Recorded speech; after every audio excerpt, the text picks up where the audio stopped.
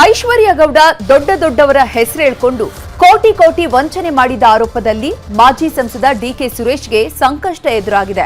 ನಾನು ಡಿಕೆ ಸುರೇಶ್ ತಂಗಿ ಅಂತ ಹೇಳ್ಕೊಂಡು ಡೀಲಿಂಗ್ ಮಾಡಿದ್ಲು. ಡಿಕೆ ಸುರೇಶ್ ಇಡಿ ವಿಚಾರಣೆ ಎದುರಿಸುವಂತಾಗಿದೆ. ಈ ನಡುವೆ ಐಶ್ವರ್ಯ ಗೌಡಗೆ ಜಾಮೀನು ಸಿಕ್ಕಿದೆ.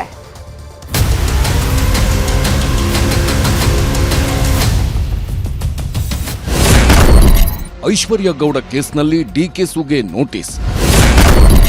ವಿಚಾರಣೆಗೆ ಬನ್ನಿ ಎಂದ ಜಾರಿ ನಿರ್ದೇಶನಾಲಯ. ಐಶ್ವರ್ಯ ಗೌಡ, ಡಿಕೆ ಸುರೇಶ್ ಸೇರಿದಂತೆ ಸಾಕಷ್ಟು ರಾಜಕಾರಣಿಗಳ ಜೊತೆಗೆ ಗುರುತಿಸಿಕೊಂಡ ಸಾಕಷ್ಟು ಫೋಟೋಗಳು ಜಾಲತಾಣದಲ್ಲಿ ಸಾಕಷ್ಟು ವೈರಲ್ ಆಗಿದ್ವು. ಡಿಕೆ ಸುರೇಶ್ ನಮ್ಮ ಅಣ್ಣ ಅಂತ ಹೇಳಿಕೊಂಡು ಓಡಾಡಿದ್ದ ಐಶ್ವರ್ಯ ಗೌಡ ಸಾಕಷ್ಟು ಕಾರ್ಯಕ್ರಮಗಳಲ್ಲೂ ಭಾಗಿಯಾಗಿದ್ರು.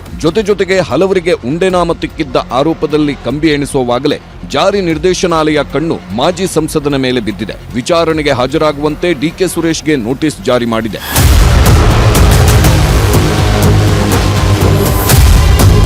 ಇಡಿ ನೋಟಿಸ್ ಬಗ್ಗೆ ಮಾತನಾಡಿರುವ ಮಾಜಿ ಸಂಸದ ಡಿಕೆ ಸುರೇಶ್, ನನಗೆ ಐಶ್ವರ್ಯ ಗೌಡ ಗೊತ್ತಿಲ್ಲ, ಆಕೆ ನಮ್ಮ ಪಕ್ಷದ ಕಾರ್ಯಕರ್ತೆ ಇರಬೇಕು ಅಂತ ಫೋಟೋ ಕೊಟ್ಟಿದ್ದೇನೆ. ಜೂನ್ 19ರಂದು ವಿಚಾರಣೆಗೆ ಬರುವಂತೆ ನೋಟಿಸ್ ಕೊಡಲಾಗಿದೆ.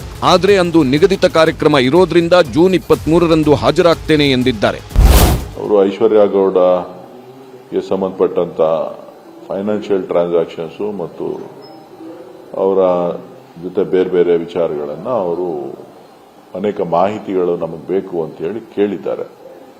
ಸೊ ಅವರು 19ನೇ ತಾರೀಕು ಹಾಜರಾಗಬೇಕು ಅಂತ ತಿಳಿಸಿದ್ದಾರೆ. 19ನೇ ತಾರೀಕು ನನಗೆ ಪೂರ್ವ ನಿಯೋಜಿತ ಕಾರ್ಯಕ್ರಮ ಇರೋದ್ರಿಂದ ನಾನು ಅವರಿಗೆ ಸೋಮವಾರ ಬರ್ತೇನೆ ಅಂತೇಳಿ ನಾನು ಈಗ ಅವರಿಗೆ ಆಲ್ರೆಡಿ ಮೌಖಿಕವಾಗಿ ತಿಳಿಸಿದ್ದೇನೆ. ಅವರು ಲಿಖಿತವಾಗಿ ಕಳಿಸ್ಕೊಡಿ ಅಂತ ಹೇಳಿದ್ದಾರೆ. ಕೋಟ್ಯಾಂತರ ರೂಪಾಯಿ ಮೌಲ್ಯದ ಚಿನ್ನಾಭರಣ ಪಡೆದು ವಂಚಿಸಿದ ಆರೋಪದಲ್ಲಿ ಜಾರಿ ನಿರ್ದೇಶನಾಲಯದ ಅಧಿಕಾರಿಗಳು ಆರೋಪಿ ಮನೆ ಮೇಲೆ ದಾಳಿ ನಡೆಸಿ ಐಶ್ವರ್ಯ ಗೌಡಳನ್ನ ವಶಕ್ಕೆ ಪಡೆದಿದ್ರು. ಆ ಬಳಿಕ ಐಶ್ವರ್ಯ ಗೌಡ ಹೇಳಿಕೆ ಹಾಗೂ ಸಾಕ್ಷಿಗಳನ್ನ ಆಧರಿಸಿ ಮಾಜಿ ಸಂಸದ ಡಿಕೆ ಸುರೇಶ್ ವಿಚಾರಣೆಗೆ ನಿರ್ಧರಿಸಿದೆ ಇಡಿ. ಈ ಬಗ್ಗೆ ಮಾತನಾಡಿರುವ ಡಿಕೆ ಶಿವಕುಮಾರ್, ಈ ದೇಶದ ಕಾನೂನಿಗೆ ನಾವು ಗೌರವ ಕೊಡುತ್ತೇವೆ, ನಾವು ತನಿಖೆಗೆ ಸಹಕರಿಸುತ್ತೇವೆ ಎಂದಿದ್ದಾರೆ. ನಮ್ಮ ಬ್ರದರು ಈಗಾಗಲೇ ಯಾರೋ ನಮ್ಮ ಹೆಸರನ್ನ ಮಿಸ್ಯೂಸ್ ಮಾಡ್ತಾ ಇದ್ದಾರೆ, ಇದ್ರ ಬಗ್ಗೆ ಇನ್ವೆಸ್ಟಿಗೇಷನ್ ಆಗಬೇಕು ಅಂತೇಳಿ ಪೊಲೀಸ್ ಅವ್ರಿಗೆ ಕಂಪ್ಲೇಂಟು ಫೈಲ್ ಮಾಡಿದ್ದಾರೆ. ನಮ್ಮ ಬ್ರದರು ಇಡಿಗೆ ಏನು ಬೇಕಾದ್ರೂ ಹೋಗಿ ಕೋಆಪರೇಟ್ ಮಾಡ್ತಾರೆ, ಸ್ಟೇಟ್ಮೆಂಟ್ ಏನು ಬೇಕಾದ್ರೂ ಕೊಟ್ಬಿಟ್ಟು ಸಹಕಾರ ಕೊಟ್ಬಿಟ್ಟು ಬರ್ತಾರೆ. ನಾವು ಇಡಿಗೆ ಏನು ಬೇಕಾದ್ರೂ ಕೋಆಪರೇಟ್ ಮಾಡ್ಲಿಕ್ಕೆ ರೆಡಿ ಇದ್ದೀವಿ. ನಾವು ಗೌರವ ಕೊಡ್ತೀವಪ್ಪ. ಈ ದೇಶದ ಕಾನೂನಿಗೆ, ವಿಚಾರಣೆಗಳಿಗೆ ಇಂಥ ಮೋಸ ಮಾಡೋಂಥ ವ್ಯಕ್ತಿಗಳ ವಿರುದ್ಧ ನಾವು ಸಹಕಾರ ಕೊಡಲಿಕ್ಕೆ ನಾವು ಬದ್ಧರಾಗಿದ್ದೀವಿ. ಮಹಿಳೆಯನ್ನು ಕಾರಣಕ್ಕೆ ಬೇಲ್ ಕೊಟ್ಟ ಕೋರ್ಟ್. 5 ಲಕ್ಷ ಬಾಂಡ್, ಇಬ್ಬರ ಶ್ಯೂರಿಟಿ ಜೊತೆಗೆ ಷರತ್ತು.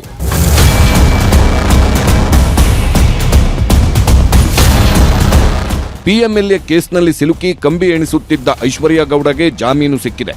ಬೆಂಗಳೂರಿನ 1ನೇ ಸಿಸಿಎಚ್ ಕೋರ್ಟ್ ಜಾಮೀನು ನೀಡಿದ್ದು 5 ಲಕ್ಷ ಬಾಂಡ್, ಇಬ್ಬರ ಶ್ಯೂರಿಟಿ ಜೊತೆಗೆ ಮನೆ ವಿಳಾಸ ಬದಲಾವಣೆ ಮಾಡದಂತೆ ಕೋರ್ಟ್ ಷರತ್ತುಬದ್ಧ ಜಾಮೀನು ನೀಡಿದೆ. ಮಹಿಳೆಗೆ ಬಂಧನದಿಂದ ವಿಶೇಷ ವಿನಾಯಿತಿ ಇದೆ ಎಂದು ಐಶ್ವರ್ಯ ಗೌಡ ಪರ ವಕೀಲ ಎಸ್ ಸುನಿಲ್ ಕುಮಾರ್ ವಾದ ಮಂಡಿಸಿದ್ರು. ಪರ ವಿರೋಧ ಆಲಿಸಿದ ಕೋರ್ಟ್ ಷರತ್ತುಬದ್ಧ ಜಾಮೀನು ಮಂಜೂರು ಮಾಡಿದೆ. ಡಿಕೆ ಸುರೇಶ್ ವಿಚಾರಣೆ ಬಳಿಕ ಬೇರೆ ಇನ್ಯಾರಿಗೆಲ್ಲ ಕಂಟಕ ತರುತ್ತೆ ಅನ್ನೋ ಕುತೂಹಲ ಮೂಡಿಸಿದೆ. ಕಾರ್ತಿಕ್, ನ್ಯೂಸ್ 18, ಬೆಂಗಳೂರು.